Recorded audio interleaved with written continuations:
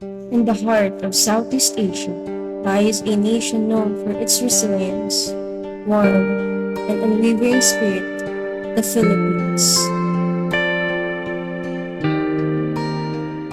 But beneath this vibrant exterior are stories of dreams, determination, and the power of microfinance.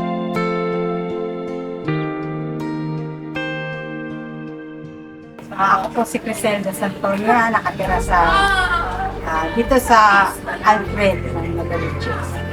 Ako si Marisa Santiago, nakatira ako sa Alfred, Novaliches. Ako si Royna Gasiga, nakatira ako sa 55S Francisco Street.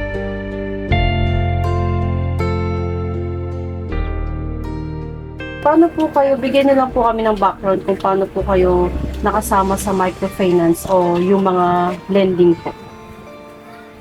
May sa akin, may nag-alok. Meron na lady. Sabi ko, sige. May tumulong din na pwedeng makakuha ng pera para makapag-negosyo ka. Kasi dati nangailangan ako ng parang puhunan sa tindahan, kaya sumali ako sa lending.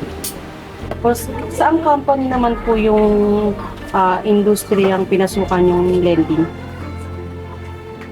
Pag-asa. Pag-asa. Pag-asa. Kuha niyo sa pag-asa, saan niyo siya ginamit? Dito, tinayo ko ng tindahan. Ayan, nakatulong naman siya sa tindahan. Nakatuloy naman. Ayan. Dito sa tindahan, sa Sari Story.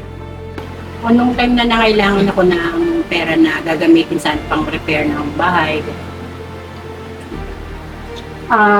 Pinang-refer niyo po sa bahay, pinang-refer niyo sa bahay na punta, yung inutang niyo pera. Paano niyo naman po na ma-manage yung yung pagbayad niyo sa sa lending po? Minsan pag sa isang araw tatabi, siya naman, lending ko siya. Yun, sa lenta. Pero nakaka-encounter ka naman din ng parang nahihirapan maghulog o ano naman, okay lang. Minsan nahihirapan din. Kasi syempre, hindi naman pare-pareho ang benta. Kaya Kasi dito po walang pagpili doon.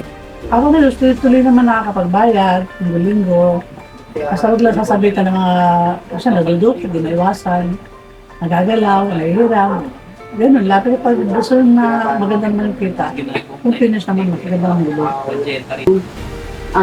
yung una, okay pa, tuloy-tuloy pa. Tapos ng mga medyo nasa gitnaan, kalagitnaan, nahihirapan ako magbayad.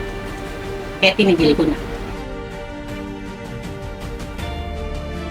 For many Filipinos, the path to a better life is fraught with obstacles.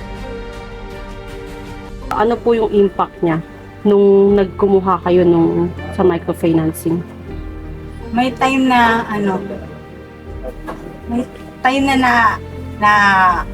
nakakatulong, may time na parang hirap. Wala namang napunta na ipon, dahil nawala ka ng pandemic. Pero yung kasulit ko na sa pang-araw-araw, malaking bagay na rin. Kaya ka dati, umutang ako ngayon kahit paano. Sa araw-araw namin, hindi ko na lang umutang. Parang hindi po naging successful yung panghiram niyo sa microfinancing. Siya na successful. Microfinance is changing the game. It's about giving small loans and financial services to those who need it most. Through microfinance, Filipinos are turning their dreams into reality. Microfinance is not just about money. It's about transforming lives and communities. The future of Philippines is brighter because of microfinance.